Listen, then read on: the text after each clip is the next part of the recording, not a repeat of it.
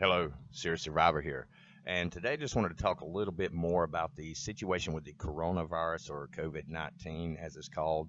From the beginning, this was pretty much obvious. It was a lot worse than we were being told. And we're seeing right now pretty much exponential growth. It's Sunday night, March 8th, when I'm recording this. And at the current moment, the U.S. has 538 cases with 22 total deaths.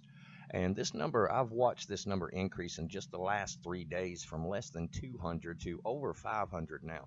So we're in the phase of this to where the R0 factor, when they first talked about it, was anywhere between 2 and 4, which means one person can spread it to 2 to 4 more people.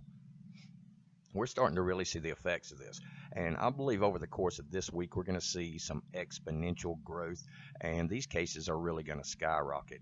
And there's so much more out there. If you think about it, there's not enough testing kits to really test the entire world, basically. So we're actually experiencing far more cases than we realize at this point. My major concern as this continues is the amount of medical care that can be given to these people plus other people. As these cases do grow exponentially, then the hospitals are going to easily be overcome with the numbers of the sick, and that's not to count on things like automobile accidents, broken arms, broken legs, other types of sickness and illness. This is going to become a devastating situation, and the governments of the world are probably going to have no choice but to basically lock things down like we see in China right now.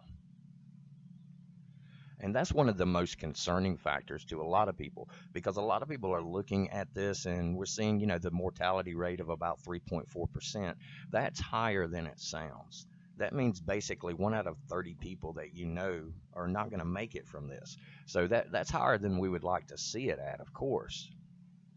But the fact is, this shows us that we really are on the threshold of a situation that could become a global pandemic. The governments are preparing like crazy. They're talking setting aside billions upon billions of dollars, and they wouldn't be doing this for just a normal outbreak, a small outbreak. They're expecting, in my opinion, a global pandemic.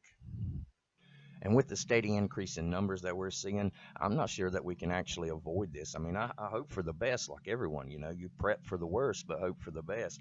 And just the way that things are going, though, I think everybody should really start getting into the mindset of holding on to what money you got, or using that money for supplies that can keep you alive in a situation if you're stuck in your home for 3 to 6 months, like the people in China.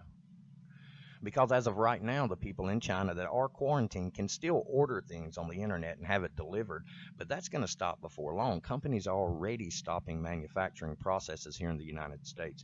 There's a lot of things that are slowing down. You go to some of the stores and you see things being bought out. Well, as these things are bought out and as this increases, then that's just going to be less amount of product that can be produced as the population is quarantined and staying home. And in reality, there's not a lot we can do to prep for a virus. We can keep ourselves healthy. We can keep as much medical supplies as we can on hand, our contamination suits, Tyvek suits, our gas masks, our respirators, gloves, boots, things like that. We can keep all that. But one of the things I think is the most important preps right now are the preps that will keep you alive for 3 to 6 months if you have to stay in your home, and also the preps that give you the ability to defend what you have in your home. Well, that's it. I just wanted to make a short little video because I'm becoming very concerned about this, more so than I was in the last couple of weeks. But looking at the exponential growth basically that's likely to take place this week, there's already 104 countries that are infected with this virus. And there's only 195 countries in the world. So over half of the world right now, the country-wise anyway, is infected with this virus. It's definitely something to worry about, folks. I'm not trying to scare anybody, but I definitely want to make sure that I'm prepared and that I don't do any frivolous spending over the next few weeks, that I manage my money correctly and try and use this to buy the supplies that'll stock me up for 3 to 6 months. Well, that's it for right now. Thanks a lot for watching. Serious Survivor, out.